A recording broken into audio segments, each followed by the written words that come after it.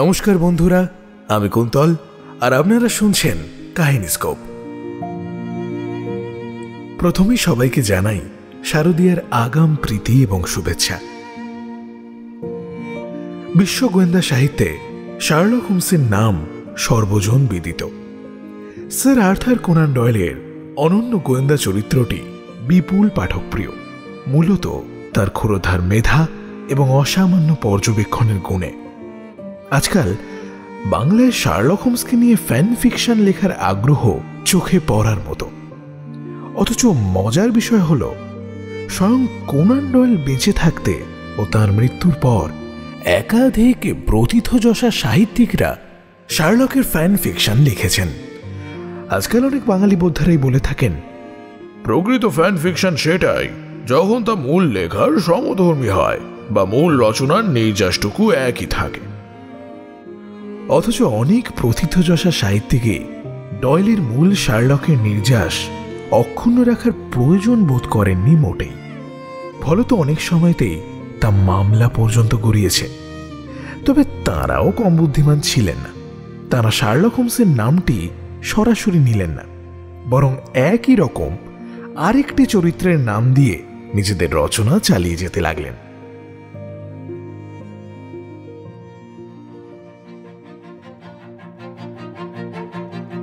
আজ আপনারা শুনবেন বিখ্যাত সাহিত্যিক ও হেনরির লেখা শ্যামরক জোন্স সিরিজের দ্য স্লুথস গল্পটি। গল্পটি অনুবাদ করেছেন দীপ্তজিৎ মিশ্র। ও হেনরি শার্লক হোমসের একটি হাস্যরসাত্মক অবতার শ্যামরক জোন্সকে সাহিত্যের অলিন্দে নিয়ে আসেন। গল্পগুলোতে শার্লকের স্বভাবসিদ্ধ অনুমান ভিত্তিক সিদ্ধান্তগুলিকে একেবারে অন্যরকম ভাবে উপস্থিত করেছেন। শ্যামরক জোন্স এখানে একজন সিরিয়াস গোয়েন্দা কম, বরং অনেক বেশি আমাদের খুব চেনা টেনিদার ধাঁচে গড়া। ও হেনরি যেন মুচকি হেসে পাঠকদের বলতে চেয়েছেন, ডয়েল লোকলজ্জার ভয়ে তোমাদের সেসব গল্প বলে যেতে পারেননি বটে, তবে আমি তোমাদের শোনাচ্ছি। তাহলে চলুন আর দেরি না করে শুনে ফেলা যাক আজকের গল্প। তবে হ্যাঁ, শার্লক হোমসকে এরকম ধাঁচে দেখে শুনতে পেয়ে আর কি আপনাদের কেমন লাগছে সেটা জানাতে ভুলবেন না কমেন্ট সেকশনে।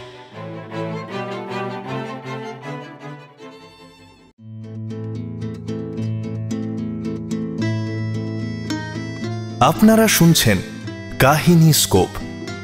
প্রত্যেক সপ্তাহে আমরা আপনাদের জন্য নিয়ে আসি পুরনো বা সমকালীন সাহিত্যিকদের অনবদ্য কিছু গল্প। প্রত্যেক শনিবার ঠিক বিকেল 4টে। নিয়মিত ভালো ভালো গল্প শুনতে সাবস্ক্রাইব করে রাখুন আমাদের এই চ্যানেলটি। কর্মস্থল থেকে ফিরতি বাসে হোক বা ট্রেনে, কানে গুঁজে নিন ইয়ারফোন আর শুনতে থাকুন কাহিনী স্কোপ, গল্পের বায়োস্কোপ।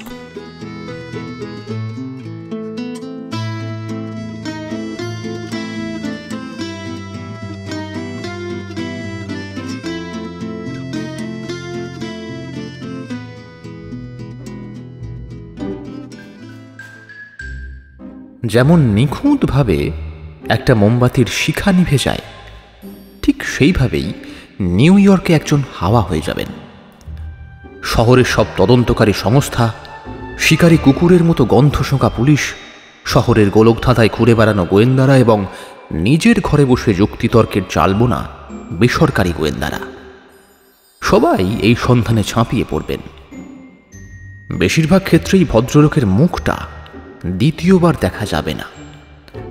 মাঝে মধ্যে সেবয়গান বা টেরহাউটে জঙ্গলে তিনি উদয় হয়ে নিজের পরিচয় দেবেন স্মিথ বলে। একটা নির্দিষ্ট সময় অবধি কোনো ঘটনা তার মনে থাকবে না। নদীর জল তোলপাড় করে খোঁজার পর ভালো লয়েন স্টেকের অপেক্ষায় কোনো রেস্তোরাঁয় তিনি বসে আছেন ভেবে শহরের সব রেস্তোরাঁ আঁতিপাতি খোঁজা হবে। অবশেষে জানা যাবে যে তিনি পাশের বাড়ি চলে গিয়েছেন। ব্ল্যাকবোর্ডে খড়ি দিয়ে আঁকা মানুষটাকে যেভাবে মুছে ফেলা হয়, ঠিক সেইভাবেই একটা জলজান্ত মানুষের উবে যাওয়াটা নাটকের চেয়ে কম কিছু নয়। মেরি স্নাইডারের মামলাটাও কোনো অংশে কম আগ্রহের নয়। মিক্স নামের এক মধ্যবয়স্ক ভদ্রলোক ওয়েস্ট থেকে নিউ ইয়র্কে এসছেন তার দিদি মিসেস মেরি স্নাইডারকে খুঁজতে। তিনি বিধবা, বয়স 52। বছরখানেক হলো এক জনবহুল এলাকায় তিনি বাড়ি ভাড়া নিয়ে থাকছিলেন। তার বাড়ির ঠিকানায় গিয়ে খোঁজ করে জানতে পারেন মাসখানেকেরও বেশি আগে মেরি স্নাইডার নাকি বাড়ি ছেড়ে দিয়েছেন। কেউ তার নতুন ঠিকানা বলতে পারেননি। সেখান থেকে বেরিয়ে এসে মিস্টার মিক্স রাস্তার মোড়ে দাঁড়িয়ে থাকা এক পুলিশ অফিসারের কাছে গিয়ে নিজের দ্বন্দ্বের কথা জানালেন। বললেন, অফিসার, আমার দিদি খুব গরিব, ওকে খুঁজে বের করা নিয়ে খুব দুশ্চিন্তায় রয়েছি। সম্প্রতি সিসার খনির সুবাদে খানিক টাকা আমি করেছি, তবে আমার সৌভাগ্যের ভাগ আমি দিদিকেও দিতে চাই। বিজ্ঞাপন দিয়ে কোনো লাভ নেই, আমার দিদি পড়তে পারে না। পুলিশ অফিসারটি গোঁফে তা দিয়ে এমন চিন্তার ভঙ্গিতে তাকালেন, মিক্সের মনে হলো ভদ্রলোকের নীল টায়েতে যেন তাঁর দিদি মেরির আনন্দাশ্রু দেখতে পাচ্ছেন। পুলিশটি বললেন, আপনি ক্যানাল স্ট্রিট এলাকায় চলে যান।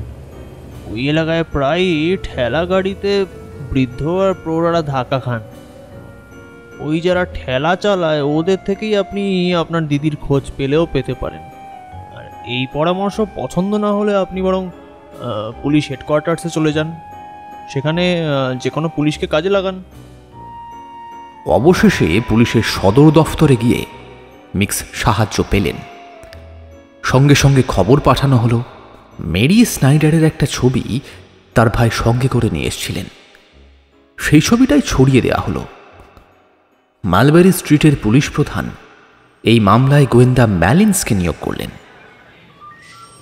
গোয়েন্দা প্রবর মিক্সকে আলাদা করে ডেকে বললেন, এ খুব একটা কঠিন কোনো রহস্য নয়। আপনি গোপ কামিয়ে ফেলুন, পকেটে দামি চুরুট রাখুন, তারপর আজ দুপুর 3টে নাগাদ ওয়ালড্রফের ক্যাফেতে আমার সঙ্গে এসে দেখা করুন। মিক্স সেই কথা মতো দুপুরবেলায় ক্যাফেতে গিয়ে দূরে দাঁড়ানো ম্যালেন্সকে দেখতে পেলেন। সেখানে এক বোতল ওয়াইন পান করতে করতেই এই নিরুদ্দেশ হয়ে যাওয়া মহিলার ব্যাপারে বেশ কিছু প্রশ্ন করলেন ম্যালেন্স। দেখুন, নিউ ইয়র্ক বড় শহর, কিন্তু আমাদের গোয়েন্দা ব্যবস্থাও বেশ সুচারু। আপনার দিদিকে খুঁজে বের করার জন্য দুরকম রাস্তা আছে। তার মধ্যে একটা প্রথমে অবলম্বন করে দেখব। ওর বয়স 52 বললেন, তাই না? তার সামান্য বেশি, মিক্স জবাব দিলেন।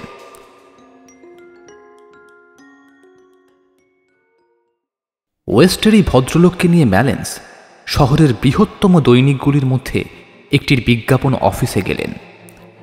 সেখানে পৌঁছে একটি বিজ্ঞাপন লিখে তা মিক্সকে দিলেন। সেখানে লেখা ছিল, সন্ধান চাই এখনই এক নতুন মিউজিক্যাল কমেডিতে সমবেত সঙ্গীতের জন্য কয়েকশো সুন্দরী মহিলা চাই সারা দিনের মধ্যে। এই এত নাম্বার ব্রডওয়েতে যোগাযোগ করুন। মিক্স ভারী চটে গেলেন। বললেন, আরে আমার দিদি গরিব, পরিশ্রমী, প্রৌঢ়া মহিলা। এই ধরনের বিজ্ঞাপন দিয়ে ওকে খুঁজে বের করায় কি সুবিধা হবে আমি জানি না। ওহো, আপনি বোধহয় নিউ ইয়র্ক শহরকে চেনেন না। তবে এই পরিকল্পনায় আপনার আপত্তি থাকলে আমরা অন্য একটা পরিকল্পনা খাটিয়ে দেখতে পারি। এতে কাজ হবেই, কিন্তু আপনার খরচটা একটু বেশি হবে। খরচ নিয়ে ভাববেন না, আমরা বরং সেই পথেই গিয়ে দেখি। গোয়েন্দা প্রবর তাকে নিয়ে ওয়ার্ল্ড ফ্রে নিয়ে গেলেন। বললেন, এক জোড়া শেয়ার ঘর, একটা বৈঠকখানা ভাড়া করুন, তারপরে চলুন ওপরে যাই। সেই মতো কাজ হতে তাদেরকে 5 তলা একটা দারুণ ঘর দেয়া হলো। মিক্সের সব গুলিয়ে যাচ্ছিল। গোয়েন্দা প্রবর একটা মখমলের আরামকেদারায় বসে তার চুরুটের বাক্সখানা বের করে আনলেন। বললেন, বলতে ভুলে গিয়েছিলাম, এই ঘরগুলো মাসখানেকের জন্য নিলে ভালো করতেন। আপনার তাতে খুব বেশি খরচা হতো না। মাস খানেকের জন্য? মানেটা কি?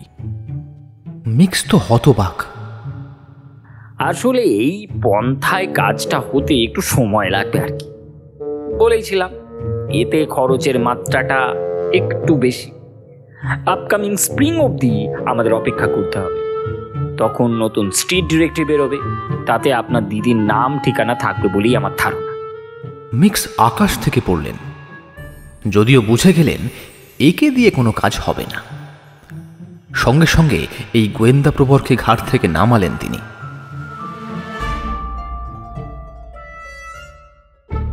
আর পরদিন একজন তাকে শ্যামরক জোনসের পরামর্শ দিলেন। উনি নিউ ইয়র্ক শহরের বিখ্যাত বেসরকারি গোয়েন্দা। তার পারিশ্রমিক খুব চড়া বটে, কিন্তু রহস্যভেদের ব্যাপারে তিনি হলেন জাদুকর। অবশেষে তার বাড়ির ঠিকানা নিয়ে হাজির হলেন সাক্ষাতের জন্য। সেই বেসরকারি গোয়েন্দার বৈঠকখানায় প্রায় ঘণ্টা দুয়েক অপেক্ষার পর মিক্স তার দর্শন পেলেন। একটা বেগুনি রঙের ড্রেসিং গাউন পরে হাতির দাঁতের তৈরি দাবার ছকের সামনে তিনি বসেছিলেন। হাতে একটা পত্রিকা নিয়ে ওরা রহস্য সমাধানে ব্যস্ত। বিখ্যাত এই গোয়েন্দার শীর্ণ বুদ্ধিদীপ্ত মুখ, তীক্ষ্ণ দৃষ্টি এবং ঠোঁটকাটা কথাবার্তা এতই সুপরিচিত যে তার আর কোনো বর্ণনা লাগে না। মিক্স সরাসরি তার বক্তব্য পেশ করলেন। জোনস প্রথমেই বললেন, ঠিক আছে, সফল হলে আমি কিন্তু পারিশ্রমিক $500 নেব। মিক্স তাতে সম্মতি জানিয়ে মাথা নাড়লেন। অলরাইট দেন, আপনার মামলাটা আমি নেব। এই শহরে মানুষের গায়েব হয়ে যাওয়ার ব্যাপারটা আমার কাছে চিরকালই খুবই কৌতূহলের। বছরখানেক আগে ঠিক এই রকমই একটা রহস্য ভেদ করতে সফল হয়েছিলাম। ক্লার্ক নামে এক পরিবার তাদের ফ্ল্যাট থেকে আচমকা যেন উবে গিয়েছিল। কোনো রকমের সূত্র ছাড়াই আমি ওই ফ্ল্যাটের দিকে নজর রেখে ঝাড়া 2 মাস বসেছিলাম। হঠাৎ একদিন খেয়াল হলো এক গোয়ালা আর এক মুদির দোকানের ছেলে ওপরে মালপত্র নিয়ে যাওয়ার সময় বাড়িখানার পেছনের দিকে যায়। সেই ভাবনা অনুযায়ী অনুসন্ধান চালাতে গিয়েই সেই গায়েব হয়ে যাওয়া পরিবারকে খুঁজে বের করে ফেললাম। জানেন, তাঁরা হল ঘরের উল্টো দিকের ফ্ল্যাটে চলে গিয়েছিলেন এবং পদবি বদলে ফেলে ক্রাল্ক করে নিয়েছিলেন। মেরি স্নাইডার যেখানে ভাড়া থাকতেন, নিজের মক্কেলকে নিয়ে সেইখানেই হাজির হলেন শ্যামরক জোনস। যে ঘরগুলোয় তিনি ভাড়া থাকতেন তা দেখতে চাইলেন তিনি। মেরি গায়েব হওয়ার পর থেকেই সেখানে কোনো নতুন ভাড়াটে আসেনি। ঘরটা ছোট, গুমসো আর আসবাবও বেশি নেই। মিক্স হতাশ হয়ে একটা চেয়ারে বসে পড়লেন এবং জোনস তখন দেওয়াল, মেঝে এবং পুরনো ভাঙাচোরা আসবাব থেকে সূত্র খুঁজতে ব্যস্ত হয়ে পড়লেন। আধ ঘন্টা বাদে জোনস কয়েকটা উটকো জিনিস খুঁজে পেলেন। কালো টুপিতে লাগানো একটা সস্তা পিন, একটা নাটকের অনুষ্ঠানের ছেঁড়া পাতা আর একটা ছোট কার্ডের ছেঁড়া টুকরো, যাতে লেখা আছে বাঁয়ে আর C12। শ্যামরক জোনস ম্যান্টেলের গায়ে 10 মিনিট হেলান দিয়ে দাঁড়িয়ে রইলেন। তার মাথাটা হাতের উপর ভর দেওয়া, বুদ্ধিদীপ্ত মুখে চিন্তার ছাপ। অবশেষে বলে উঠলেন, আসুন আসুন মিস্টার মিক্স, রহস্যভেদ হয়ে গিয়েছে। আপনার দিদি এখন যে বাড়িতে থাকছেন, আমি সরাসরি আপনাকে সেখানেই নিয়ে যেতে পারি। তাছাড়া ওর ভালো মন্দ নিয়েও আপনার চিন্তার কোনো কারণ নেই। আপাতত ওর কাছে যথেষ্ট অর্থ সাহায্য রয়েছে। মিক্স যেমন আনন্দিত হলেন, বিস্মিতও হলেন। কি করে জানলেন? তার কণ্ঠস্বরে প্রশংসা ঝরে পড়ল। জোনসের একমাত্র দুর্বলতা ছিল তার পেশাগত সাফল্যের বড়াই করা। শ্রোতাদের কাছে তিনি নিজের কাজের পন্থা ব্যাখ্যা করে তাদের চমকে দিতে ভারী পছন্দ করতেন। অসম্ভব সম্ভাবনাগুলোকে বাদ দিয়ে জোনস জবাব দিলেন। তারপর নিজের সূত্রগুলো ছোট একটা টেবিলের উপর ছড়িয়ে দিয়ে বললেন, প্রথমেই মিসেস স্নাইডার যেসব জায়গায় যেতে পারেন না, সেই জায়গাগুলোকে আমি বাদ দিয়ে দিলাম। এই যে এই টুপির পিনখানা দেখছেন, তার মানে ব্রুকলিন বাদ। কোনো মহিলাই টুপির পিন না নিয়ে ব্রুকলিন ব্রিজ থেকে ট্রেনে ওঠেন না, কারণ বসার জায়গার জন্য লড়াই করতে ওদের ঢের সাহায্য করে এই টুপির পিন। এবার বুঝিয়ে বলছি উনি কেন হারলেমে যেতে পারেন না। এই যে এই দরজার পেছনে দেওয়ালে দুটো হুক রয়েছে, তার একটায় মিসেস স্নাইডার নিজের টুপি ঝুলিয়েছিলেন, অন্যটায় নিজের শাল। এবার ওই ঝুলন্ত শালটা ভালো করে লক্ষ্য করুন। তার তলাটার জন্য দেওয়ালের পলেস্তারায় একটা সোজা দাগ হয়ে গিয়েছে, দেখছেন? এর অর্থ শালের কোনো ঝালর নেই। ব্যাপার হলো, হারলেম থেকে ট্রেনের কামরায় ওঠার সময় কোনো মধ্যবয়স্কার শালের ঝালর দরজায় আটকে গিয়ে অন্যান্য যাত্রীদের দেরি হওয়ার ঘটনা না ঘটতে দেখা যায় কি? তাই হারলেম বাদ। অতএব এটা বলতেই পারি যে মিসেস স্নাইডার খুব বেশি দূরে যাননি। এবার এই কার্ডের ছেঁড়া টুকরোখানা দেখুন, এতে লেখা আছে বাঁয়ে আর C12।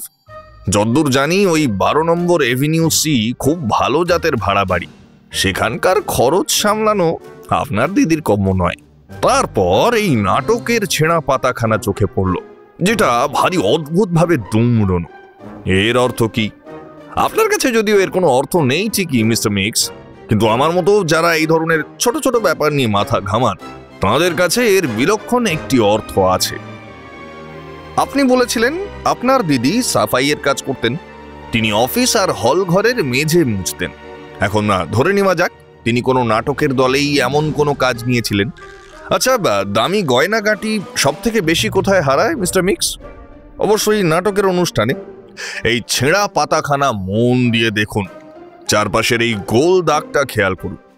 এটা দিয়ে কোনো একটি আংটি মোড়া হয়েছিল, হয়তো বেশ দামি আংটি। মিসেস স্নাইডার তার কাজের সময় এই আংটিখানা পান। ঝটিটি অনুষ্ঠানের একটা পাতা ছিঁড়ে নিয়ে তা দিয়ে সাবধানে আংটিখানা মুড়ে নিজের বুকে লুকিয়ে রাখেন। পরের দিন সেই আংটিখানা বেচে দিয়ে সেই টাকায় একটু আরামে থাকার ব্যবস্থা করেন।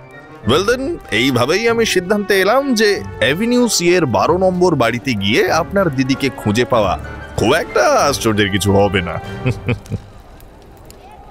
শ্যামরক জোন্স তার দীর্ঘ বক্তৃতার পরে শিল্পীদের মতো হাসলেন। মিক্স তার প্রশংসা শব্দে ফুটিয়ে তুলতে পারছিলেন না। তাঁরা একসঙ্গে অ্যাভিনিউ সি এর 12 নম্বর বাড়িতে গেলেন। সেটা একটা পুরনো বাদামি পাথরের তৈরি বাড়ি। আশেপাশের এলাকায় সমাজের বেশ অভিজাত ব্যক্তিদের বাস। ঘণ্টা বাজিয়ে মিসেস স্নাইডারের সন্ধান করতে জানা গেল ওই নামে সেইখানে কেউ থাকেন না, এবং গত কয়েক মাসের মধ্যে সেখানে কোনো নতুন ভাড়াটে আসেনি। আবারও আগের বাড়িতে ফিরে এসে সেই সূত্রগুলো মিক্স পরীক্ষা করে দেখলেন। নাটকের অনুষ্ঠানের ছেঁড়া পাতাখানা জোনসের নাকের ডগায় নাচিয়ে তিনি বললেন, আমিও কোনো গোয়েন্দা নই, বুঝেছেন? কিন্তু আমার মনে হচ্ছে এই কাগজে আংটির বদলে গোল পেপারমেন্ট লজেস মুড়ে রাখা হয়েছিল।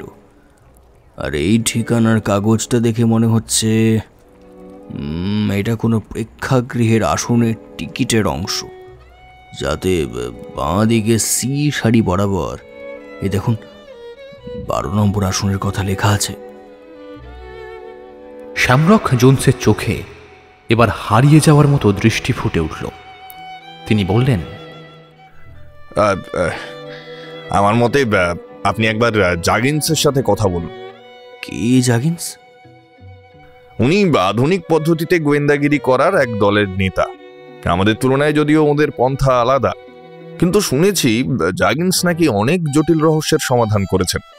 আচ্ছা, আমি আপনাকে নিয়ে যাচ্ছি, চলুন। জাগিন্সকে তার অফিসেই পাওয়া গেল। বেঁটে খাটো ভদ্রলোকের মাথার চুল পাতলা। তখন তিনি ন্যাথানিয়েল হথর্নের বুর্জুয়া সাহিত্যের এক সংকলনে মুখ ডুবিয়ে বসেছিলেন। দুই ভিন্নপন্থী গোয়েন্দা হাত মেলালেন। তারপরে মিক্সের সঙ্গেও আলাপ হলো। জ্যাগিন্স কিছুক্ষণ চুপ করে থেকে বললেন, এই যে এতক্ষণ আপনারা গল্পটা শুনছেন, চ্যানেলটা সাবস্ক্রাইব করে দিতে কি অসুবিধা হয় বলুন দেখি? হ্যাঁ, শ্যামরক সেই সকাল থেকে এদিক ওদিক ছোটাছুটি করছে। বেচারার অবস্থাটা বুঝে অন্তত এবারে সাবস্ক্রাইব করে দিন। জোনসও হতাশভাবে বললেন, বুঝতেই তো পারছেন, কেস আর পারিশ্রমিক দুটোই মনে হচ্ছে হাতছাড়া হবে। অন্তত আপনারা এই বেলা লাইকটা করে সঙ্গে থাকুন। আমাদের এই খারাপ সময়ে আপনারা যদি কাহিনী স্কোপকে সাবস্ক্রাইব করে পাশে না থাকেন, তাহলে আর কে থাকবে বলুন? জাগিন্স বইয়ের পাতায় চোখ রেখে বললেন, আচ্ছা, এইবার সমস্ত ঘটনা এবং তথ্যগুলো পরপর বলে যান দেখি। মিক্স সব বললেন। তার বক্তব্য শেষ করার পর জ্যাগিন্স বই বন্ধ করলেন। তারপর বললেন, যা বুঝলাম, আপনার দিদির বয়স 52, নাকের এক ধারে একটা বড় আঁচিল রয়েছে, বিধবা, গরিব মানুষ, ঘর মোছার কাজ করে পেট চালান, দেখতে শুনতে একেবারে সাদাসিধে প্রকৃতির। কি তাই তো? একেবারে নিখুঁত, মিক্স বললেন। জ্যাগিন্স উঠে পড়ে তাঁর টুপিখানা মাথায় চাপালেন, বললেন, 15 মিনিটের মধ্যে ফিরছি, আপনার দিদির বর্তমান ঠিকানাও নিয়ে আসছে। শ্যামরক জোন্সের মুখ ফ্যাকাশে হয়ে গেল। জোর করে মুখে হাসি ফোটালেন তিনি। নির্দিষ্ট সময়ের মধ্যেই জ্যাকিন্স ফিরে এলো। তার হাতে একটা ছোট কাগজের টুকরো। শান্তভাবে তিনি বললেন, আপনার দিদি ম্যারি স্নাইডারকে 162 শিলটন স্ট্রিটে পাওয়া যাবে। বাড়ির পেছনের দিকে 5টা সিঁড়ি ভাঙলেই যে শোয়ার ঘর রয়েছে, তিনি সেখানেই আছেন। বাড়িটা এখান থেকে মাত্র 4টে ব্লক দূরে। আপনি বরং গিয়ে একবার খবরটা ঠিক কিনা তা নিজে চোখেই দেখে আসুন। মিস্টার জোন্স এখানেই না হয় আপনার জন্য অপেক্ষা করবেন। মিক্স একরকম দৌড়ে ঘর থেকে চলে গেলেন। 20 মিনিটের মধ্যে তিনি ফিরে এলেন। তার মুখ উজ্জ্বল। দিদি ওখানেই ভালো আছেন। আপনার পারিশ্রমিকটা বলুন দেখি। $2। জ্যাগিন্স বললেন। মিক্স টাকা পয়সা মিটিয়ে চলে যাওয়ার পর শ্যামরক জোন্স তাঁর টুপিখানা হাতে নিয়ে জ্যাগিন্সের সামনে দাঁড়িয়ে রইলেন। মিস্টার জাগিন্স, কিছু মনে করবেন না, একটা ব্যাপারে একটু সাহায্যের দরকার ছিল। কিভাবে ধরলেন তা যদি... জাগিন্স খোশ মেজাজে বললেন, নিশ্চয়ই, অবশ্যই বুঝিয়ে বলবো। আচ্ছা, মিসেস স্নাইডারের বর্ণনাটা মনে আছে তো? এমন চেহারার মহিলা যে রং দিয়ে নিজের পোট্রেট আঁকানোর জন্য সাপ্তাহিক সাম্মানিক গুনবেন, সেটাই স্বাভাবিক নয় কি? এই কাজের জন্য শহরের সেরা জায়গাটি এখান থেকে কাছেই। আমি সেখানেই গেলাম, ওনার ঠিকানাটা জোগাড় করে ফিরে এলাম, এই আর কি।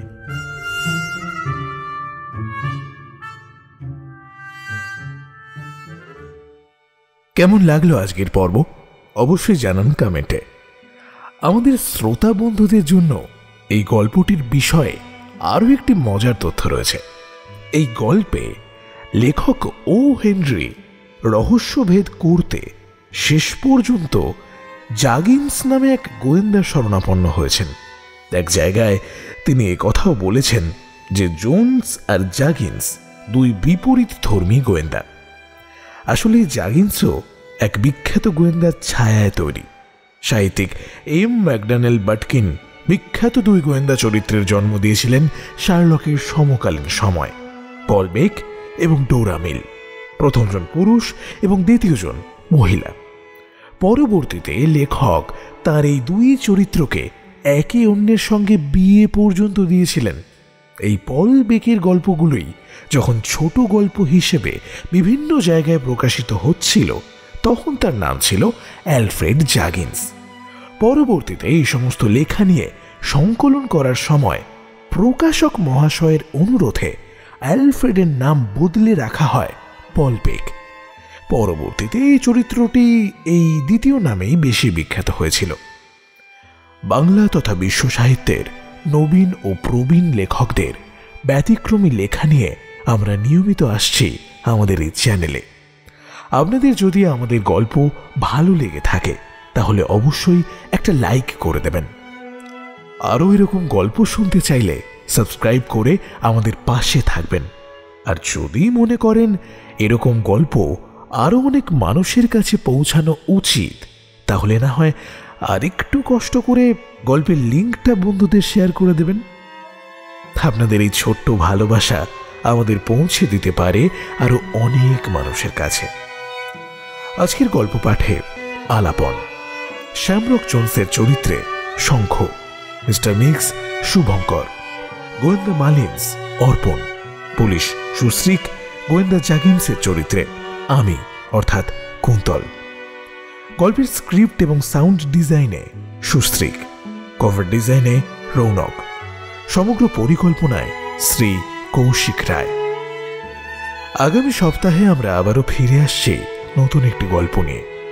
সঠিক সময় নোটিফিকেশন পেতে অবশ্যই সাবস্ক্রাইব করে রাখুন আমাদের চ্যানেলটি, আর পাশের বেল আইকনটি প্রেস করতে ভুলবেন না যেন। তাহলে আজ আসি, শুনতে থাকুন কাহিনীস্কোপ, গল্পের বায়োস্কোপ।